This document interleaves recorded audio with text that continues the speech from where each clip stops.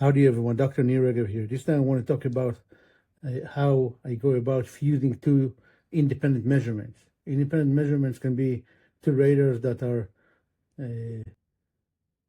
sampling or measuring the same range of the same target, or one radar in which we opened two or more tracks on the same target by accident with these measurements. So the framework I'm going to present today is based on the linear least squares framework. And let's see how it goes. So we have two measurements. X1 can be a vector. X2 can be a state vector, like for example, XYZ, VX, VY, VZ, or it can be just a vector of 3 coordinates or 2 coordinates or n coordinates, so to speak. Okay.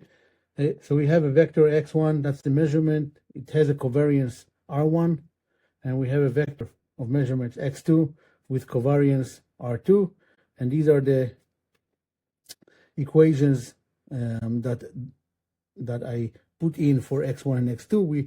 We want to estimate theta. Let's say it's the range.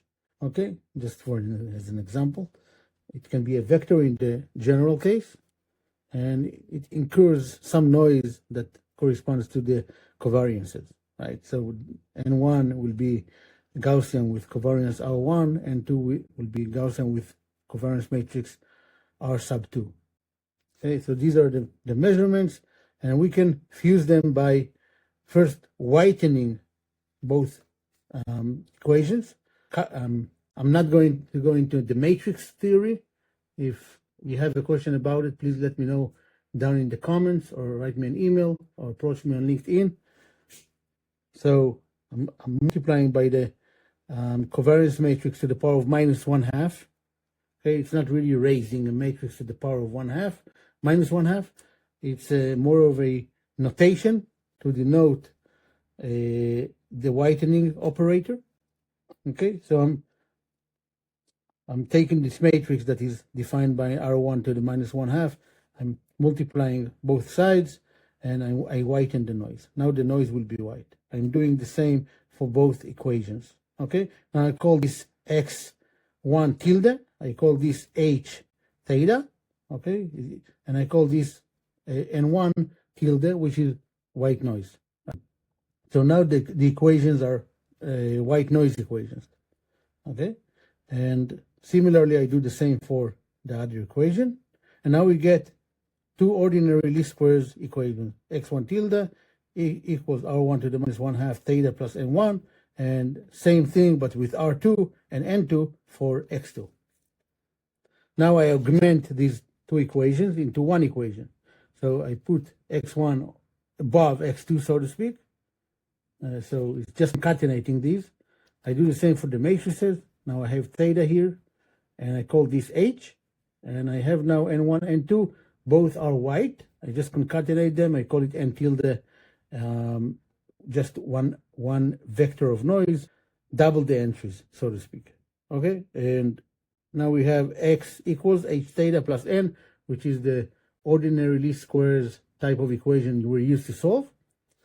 And we can solve it by doing pseudo inverse of H times the measurement vector X.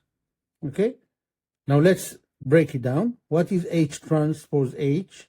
It's R to the -1/2 concatenated, but now in a row, so to speak, with R2 to the -1/2 multiplied by the concatenation, but vertical concatenation.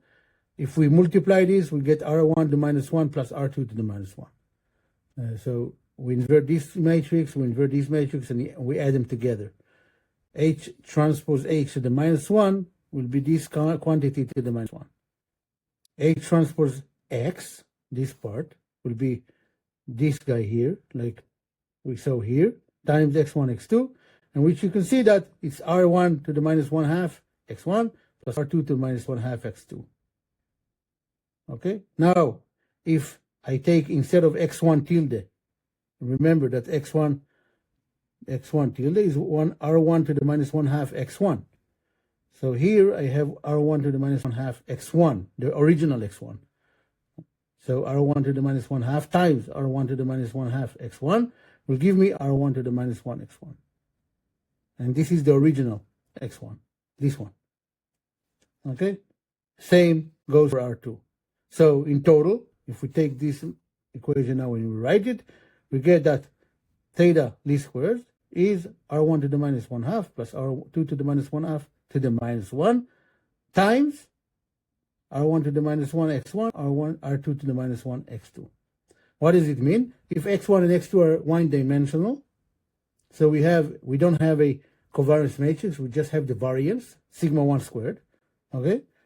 And so here, this guy here will be 1 over sigma 1 squared plus 1 over sigma 2 squared to the minus 1, or 1 over that. And here we have x1 and x2 weighted by the reciprocal of their variances. If we write it down,